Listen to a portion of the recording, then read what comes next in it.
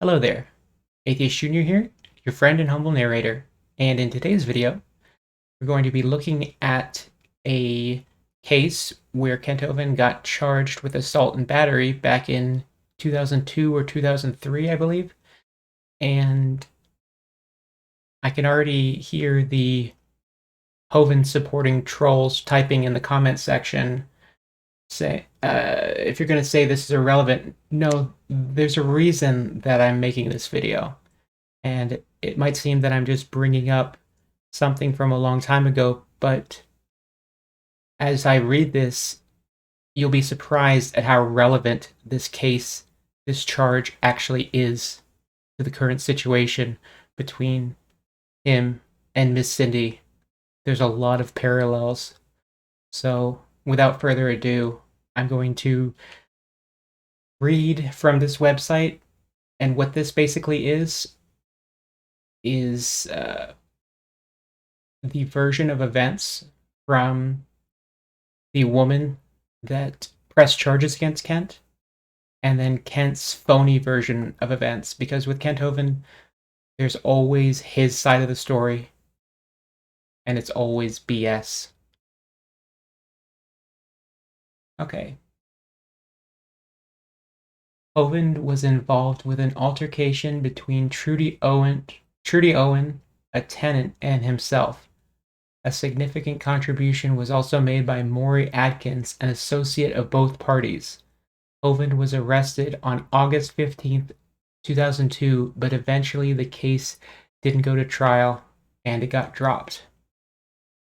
And so we have Trudy's response. Now, Trudy was the wife of Maury Adkins, who was a friend of Kent and somebody that he calls an elder in CSE. Now, this is the Pensacola CSE. So let's get started. Now, this is from the Kent Hovind side. Now that the case is over and my name is cleared as of 12/9/2002, I can talk about what really happened in regard to the false assault and battery charge against me several months ago. The atheists that have circulated vicious stories about me owe me an apology, but I won't hold my breath waiting for it. They really hate the message I bring, since it convincingly demonstrates the truth about a creator who has authority over them as well as the entire universe. 2 Peter 3 describes these people very well. One would truly have to be willingly ignorant to believe they came from a rock. I don't know what any of this has to do with the charge, but okay. And then this is Trudy's side. So I'm going to go back and forth, reading from Kent's side and then the truth on the right. To all of you who have been following the assault charges that were brought against Kent Hovind later last year, I, Trudy, am posting a public response to his formal complaint filed with my attorney, Mr. Golden. I, Kent E. Hovind, have a lease with option to buy on the two-bedroom house located at 100 Cummings Road, Pensacola, Florida State. On or about June 1st, 2002, I rented the house to Maury Adkins, an elder in the Creation Science Evangelism Ministry. On June 15th, Trudy Owen moved in the house at 100 Cummings with Maury. Maury still had his office and many household items at his other residence, a mobile home 1 block away at 116 Oleander Street. Now, Trudy's side. I did indeed move into the house at 100 Cummings Road in June and was under the impression that Hovind was buying the house from Mr. Weaver, Jr. as I knew him, and due to close any day. In July, I was told by Maury, my husband, that Hovind and Jr. had closed the deal and Hovind was now the landlord. Hovind states that he rented the house to Maury, an elder in CSE, but I was told he was renting to both of us, as Maury was due to move in during August. Rent receipts were made out to me. Okay. Kent's side.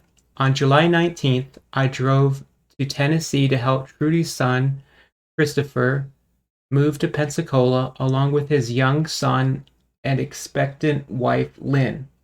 They were to move into Maury's former residence, the mobile home at Oleander Street. That residence needed some electrical work to be done, so I said they could visit with Maury and Trudy at 100 Cummings for a few days. Most of their household items were put into the mobile home. And this is Trudy's side.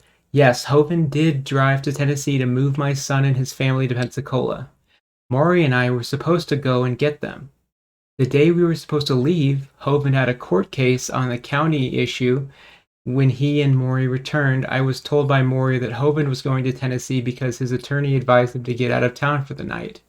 This was not true, one of their many lies. I will explain later. Now, when it says court case on the county issue, I assume this would be Kent getting in trouble for not having building permits.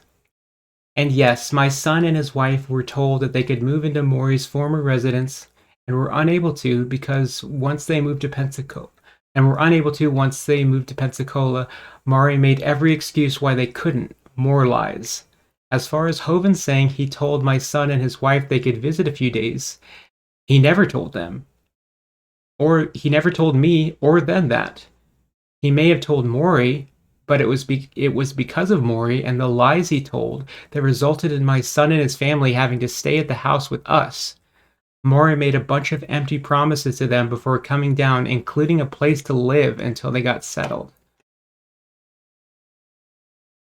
Now this is Kent's side.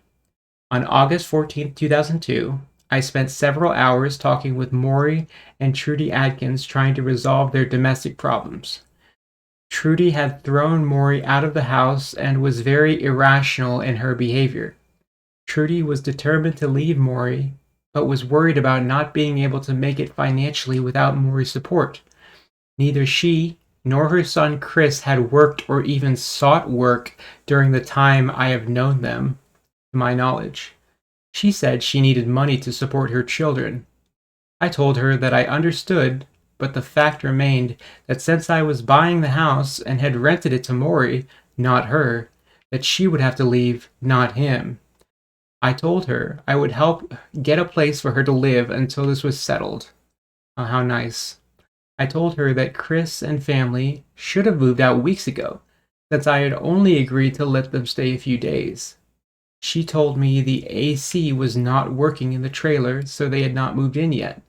I told her I would help fix that also, but she was going to have to work this out with Maury or leave since it was not her house. Trudy recited a list of accusations against Maury, which we talked through one by one.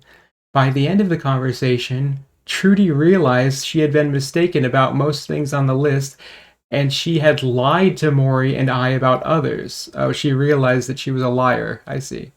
For example, she said Maury is a convicted felon on parole and he has a gun in the house. The truth is that her son Chris had the disassembled parts to a shotgun, along with most of his other belongings in the mobile home we were fixing for he and his family to move into. To my knowledge, Maury does not have a gun in the house or even own a gun anywhere. When pressed about her lie, she finally admitted we were right. Trudy seemed satisfied with most of what was said, so I took her and Maury back to 100 Cummings and had hopes all would work out. Okay, this is Trudy's side. The domestic dispute Hovind refers to, well, that's the day the lies finally made sense. I finally discovered what was being hid. I found out that Maury, so this is Trudy's husband, was a career criminal, as his parole officer refers to him. Almost everything Maury had told me about himself was a lie. He's a professional con and has a rap sheet going all the way back to 1977. When I found out the man was on parole, I immediately called his parole officer to find out why. Get this. I didn't know about her, the parole officer, and she didn't know about me. Maury had even conned her. See the picture? That's why he could not go to Tennessee. He was on parole and could not leave the state without permission. And that's why my son and his wife could not move into Maury's supposed former residence. Hovind stated himself Maury still had belongings there, and of course he did. because his parole officer had no knowledge he wasn't still living there, and she paid him regular visits. His parole officer was quite surprised to find out the information I had supplied her about the residence issue and other issues. I was quite surprised to find out information his parole officer supplied to me. Hovind and Maury were furious that I called his parole officer, and both tried to silence me as I started to put pieces of a puzzle together. Sound familiar? Hovind even told me, "Do not talk to anybody, not even my wife." I refused to be silenced. And yes, I was angry that my family was used and manipulated and lied to by two con men. Hovind claims my son and I never sought work while he knew us. He knew us for 3 months. I have my own source of income and have been self-reliant for many years, and did not and do not need Maury's income to survive. My son had a job in Tennessee that he gave up because Maury promised him a better job in Pensacola with a friend. I have letters to prove this. So that's quite a revelation. So just to review, Trudy is married to Maury Adkins. Okay. She had no idea that Maury Adkins had a parole officer, that he was on parole. She had no idea that he had a criminal record going back to the 70s. And Trudy and Maury were living at a house right next to the Pensacola CSE properties. Now, Trudy was under the impression that Kent Hovind was basically the landlord who owned this property. But we're going to see the truth about that in a second. So this is Kent's side. That afternoon, I spent time fixing the air conditioning units at the mobile home myself, since the landlord was taking so long, and Chris and his family were long overdue to get out of 100 Cummings. I then took Chris to the mobile home to show him that it was ready for him to move into. I told him I would help him move right away.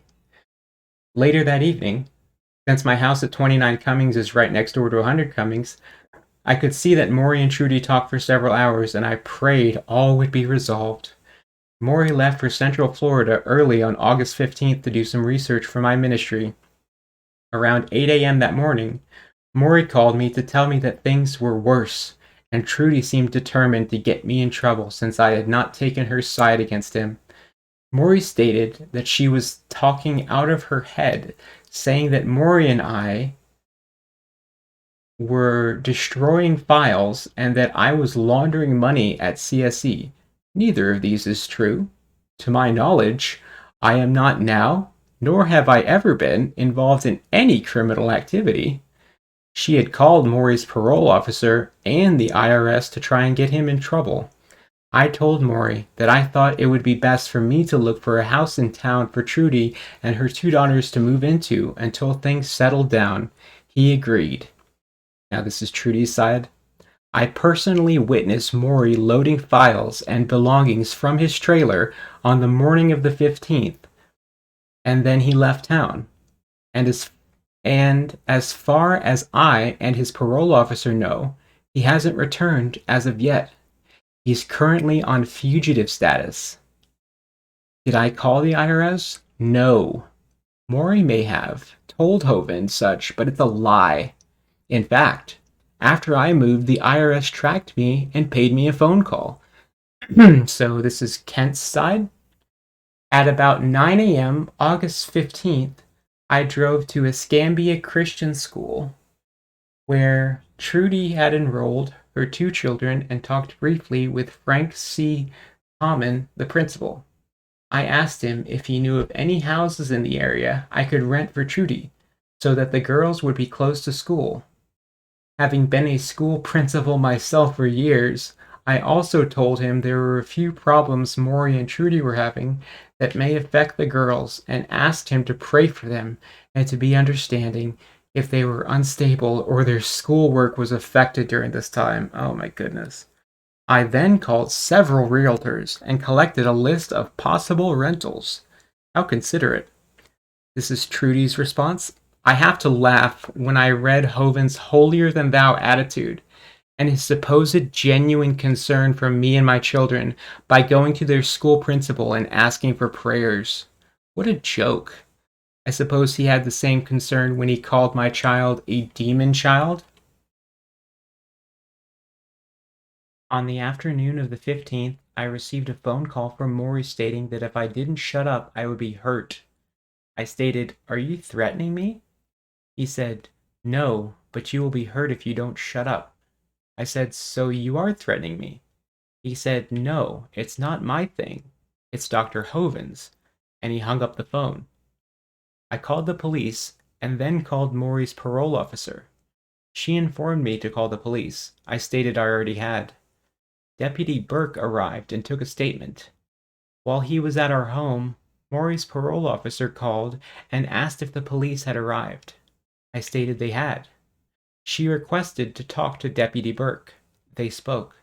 Deputy Burke attempted 2 times to speak with Hovind at CSE, and both times was told 2 different stories of why he could not speak with him. Deputy Burke informed myself, my son, and daughter-in-law that Hovind would be given a warning not to come on the property. We were also informed by Deputy Burke that Maury's parole officer requested we come to her office right away. Deputy Burke was insistent we leave and go right then, so he escorted us out of the house. My family and I were further enlightened at the parole officer's office, and after the visit felt it in our family's best interest for safety reasons to vacate the area as soon as possible. We returned to the home and began to pack. So this is Kent's side. At about 2 p.m., Maury called me again to ask for my help. He said Trudy was desperate for money and wanted $500 for moving expenses and asked if I would go next door to his house and give it to her. At Maury's request, I walked over to his house to give the money to Trudy and offered to show her some of the houses I had found for her near Escambia Christian School.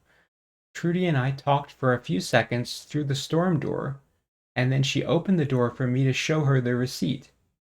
Paul Jewell, who works in our ministry, was driving by in a golf cart and witnessed Trudy open the door to talk with me. Our ministry has several buildings, and we often use golf carts to make deliveries between buildings. I stood in the doorway holding the storm door open, while she stood holding the main door. I read the receipt Maury had dictated to me and wanted her to sign, and she became hostile, saying she would not sign any receipt. Paul Jewell is also Hovind's son-in-law. So this is Trudy's account. Later, Hovind did show up at our door. At this time, I was more concerned about Maury and still had doubt in me that Hovind could be physically harmful, so I did answer the door. Hovind did offer me money and asked me to sign a statement. Sound familiar? I refused, saying I did not want any of their money and I did not trust either of them. Hovind stated he was my friend. I said, "No, you're not," and proceeded to close the door. It was at this time Hovind became aggressive and violent. At no time prior to Hovind lunging through my door was any part of his body in my house. His claim that I was slamming the door on his foot and face is a lie. My son and daughter-in-law were there and witnessed the whole encounter. The police asked us each to account for what happened, and our stories matched. The police report stated the facts. One thing the police report does not tell is about my daughter-in-law being pregnant and how this affected her and the baby. The baby spent 10 days in the ICU after birth, and how my 1-year-old grandson was witness to Hovind's attack, traumatizing him so severely that for months after any time someone came to the door, he would scream. This is Kent's account. Trudy's son, Chris, had been out of my line of sight, but when I stepped in, I could see he was sitting at the far end of the kitchen table, about 20 feet away around the corner, and his wife, Lynn, was seated at the table facing away from the front door. When Trudy said she would not sign any receipt, I said, "Trudy, Maury said not to give you any money unless you sign a receipt. I am your friend. He asked me to come because he and I both want to help you. She said, you are not my friend. I said, yes, I am, and I am a friend of your family. I paid to get the AC units fixed for Chris to move into the trailer, and I have a list of houses for you to look at right here. I want to help get this resolved. I have the money Maury asked me to bring. To my great surprise, she then went into a rage, started screaming, sound familiar? And began to slam the door on my foot and face, so I instinctively blocked it with my foot and hand and pushed back to prevent having my face and foot hurt. I continued talking calmly and holding the door with my foot and hand. When she backed off, I stepped partway into the foyer and said, Trudy, this is my house. I rented it to Maury, and I want to help get this settled. Trudy had backed up several feet into the kitchen. At that point, Trudy's son Chris, who was about 100 pounds heavier than I, began cursing and swearing, sound familiar, and came racing across the kitchen, grabbed me, and began to pick me up to throw me out the door. I said, Chris, what are you doing? I'm your friend and I'm trying to help. He then pushed me out the door across the porch about 10 feet and threw me down the steps. I cut my right arm, twisted my right ankle, and fractured one of my left ribs on the brick as I fell. At no time did I strike back at him or show any aggression to him, other than to struggle to maintain my balance and protect myself as he shoved me. When I recovered, I sat on the steps and called Maury to relay the events to him. He said, call the sheriff and have Chris arrested. Paul Jewell drove by again and saw me outside on the phone. The entire incident lasted only about 2 minutes. I called the sheriff to come defuse the situation. That's not how you spell diffuse. Then I walked next door to work in my ministry and await the sheriff. If you had a fractured rib, you wouldn't be able to breathe, but, just saying. Okay, so Trudy's account. When Hovind slammed the door open and came flying through it, lunging at me, my son did what any son would have done if he felt his mother was in danger. He jumped in between Hovind and I and demanded Hovind leave our home. Hovind refused. My son warned him again to leave. Again he refused. My son then picked him up and removed him to the porch. And yes, he did throw him out the door in the process. Once Hovind was out the door, my son closed the door and locked it. I had already been on the phone with the police. I laugh at Hovind's once again holier-than-thou attitude about how I was screaming at him and slamming a door on his foot and face, yet he was talking calmly. Can you smell the stench from the odor of lying? His face was beet red, and his eyes were ready to pop out of their sockets as he was screaming at me, now you wait a minute, I own this house. Another lie I later found out by the owner himself. In fact, I was at the bank closing out my account when one of the girls who worked there had gotten wind of the situation and informed me that Hovind did not own the house, but her friend's boyfriend did. She then proceeded to call her friend. A few moments later, the owner of the house walked in the bank with an eviction notice. Hovind had called him and asked him to serve an eviction notice on me. After talking with me, JR stated he could not give me the eviction notice. He said he had wondered if I had realized what I was getting into. Obviously, I had not otherwise. I would have never gotten involved with that mess. So JR is the actual owner of the house. So this is Kent's side. When the sheriff's deputy Burke arrived about 30 minutes later, he talked to Trudy and Chris first. It took me about 5 minutes to finish what I was doing, and then I went over to the house.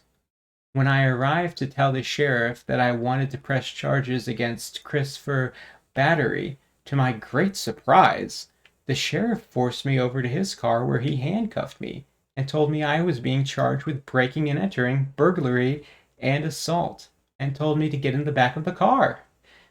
It was obvious from his actions that he had already acted as judge and jury and found me guilty, as can be seen from the opening paragraph in his report below. He did not want to listen to my side of the story and even threatened to spray me with mace if I did not get into the back of his car. Yeah, it's a cop. I yelled for my wife and son to come over and help, and under duress and coercion got into the back of the sweltering squad car. The second officer who arrived on the scene told my wife, son, son-in-law, and daughter that this looked to him like the people in the house had a setup to get me. What? Okay. Sometime later, Officer Burke finally allowed me to tell him my side of the story. But he said Trudy, Chris, and Lynn all said I had broken into the house and was violent and aggressive, and he would not press charges against them. I explained to him that at no time was I violent or threatening to anyone in the house, nor to the officers on the scene, nor would I be, as anyone who knows me well will testify. The record will show that both Trudy and her son Christopher have a history of mental problems and violence. It is my belief that they have conspired to cause harm to Maury, me, and my ministry in the hopes of getting money. The fact that they packed up everything in the house, including stealing many things from Maury, and left immediately after this incident reveals some of their real character. Maury is pressing charges for the theft, and Trudy and son Chris appear to have fled the county. It is obvious that the reporting officer saw none of the events described in the report and is taking the word of two people with a history of violence and mental illness. It is my sincere belief that the report is deliberately worded to make me look guilty and make Officer Burke's unnecessary arrest look justified. So this is this is Kent saying that a police officer lied and arrested him under false pretenses and made up a phony police report. No one in the house was ever touched or threatened in any way except me. Okay, so this is Trudy's side. Hovind's claims that we set him up for his money is absolutely absurd. If I wanted his money, we would be in court today as my family suffered emotionally, physically, and financially.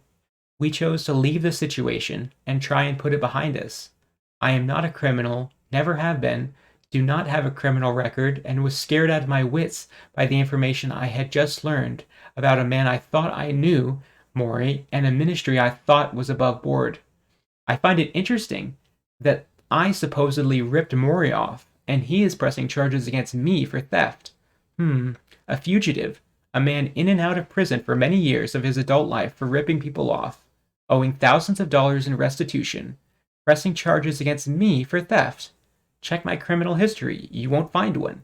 The odor gets stronger by the minute. Oh, and I might add, check my son's criminal history. Also, you won't find one. Now, to answer why the case was dropped.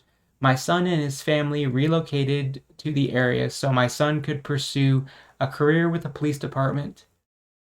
The state felt it would cost too much to bring him and my daughter-in-law back for trial. Also, my son having a new baby who had a rough start in life, and he being in the pursuit of a new career, he was not wanting to have to come back. As for me, when Mr. Golden, my attorney, called asking what I would like to do about the case, I stated I would like to put the whole situation behind me. So that's basically her saying that she just wanted to move on. So I'm going to show this police report. If you want to pause the video, you can pause it and read this. Okay, now I'm going to show Kent's response. Very bad health. We're praying for Maury. Anyway, Maury got married late in life, and the lady that he married already had a grown son who had a wife and baby. And we own a house next door. We were leasing a house next door to our ministry, right over that way, about 100 yards. My daughter and her husband live in it now. And Maury was there. He got married. Of course, his wife moved in with him. And then he came a couple weeks later and said, hey, my wife's grown son doesn't have a job, and I would like to come down and live here. So we arranged to get the trailer over there. Jonathan, where you're living in that trailer. They were going to come live in there. Air conditioner was broke. It was hot. So we said, here, you stay there. for a couple of weeks until we get the trailer fixed. We got the trailer fixed. They never did move in. Ended up staying there in that little 2-bedroom house, all 5 of them, for 7 of them. long time. Kids and everything. 5. 2 girls. And 7, the 2 girls, that's right. Anyway, bottom line is, she went schizo and threw Maury out of the house. And so, family, they broke up. Okay.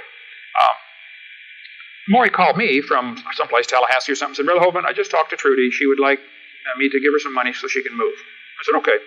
I went downtown. I drove all over around where the Christian school where her 2 kids were going, the 5 and 8-year-old, whatever they were. I found a bunch of houses, came back with a list of houses that they could get, a list of realtors who would be glad to help. I talked to the school principal, said, hey, we're trying to help this family. I walked over there with $500 and this list on my clipboard of people that would like to rent them a house. I said, Trudy, Maury would like you to sign a receipt. I'm standing there half in the door, and she said, I'm not signing a receipt. I said, Trudy, we got a problem here. This is my house, rented to Maury. You threw the renter out. You have a problem, Trudy, and I'm trying to help. I'm your friend. I want to be your friend. She said, you're not my friend. I said, look, I'm your friend. I've never hurt you in any way. Your kids love coming over here. We've been friends for a couple of months here now.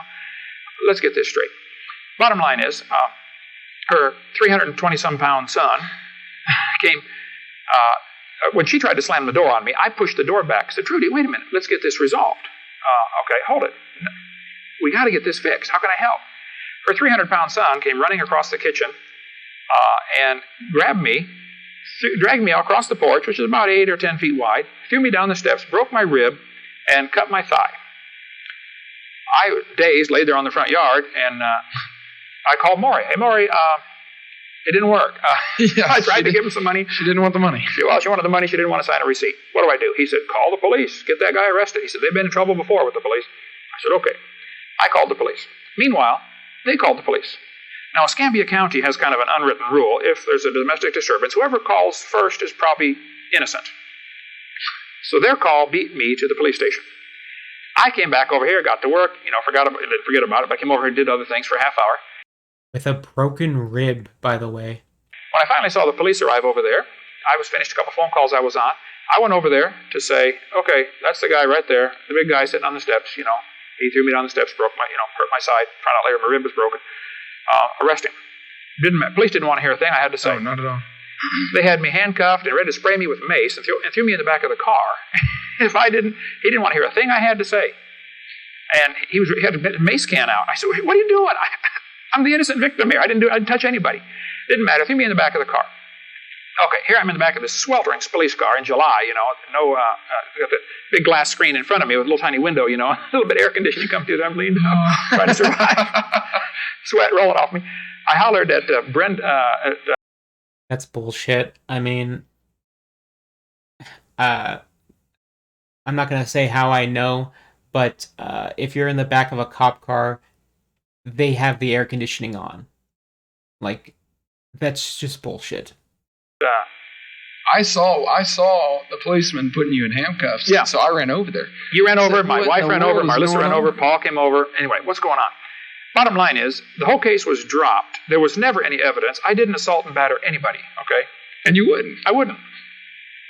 You've been in my care for a long time. Yeah, I've done spank you a few times. I've done enough things that would warrant assault and battery, but I've never gotten that. Sure.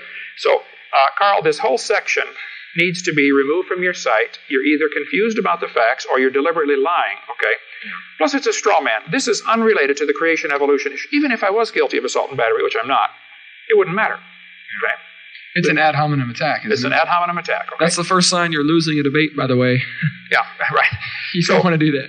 I wrote, a friend of mine, it had to cost me $3,500 to defend myself with a lawyer friend of mine, to defend myself against a false charge.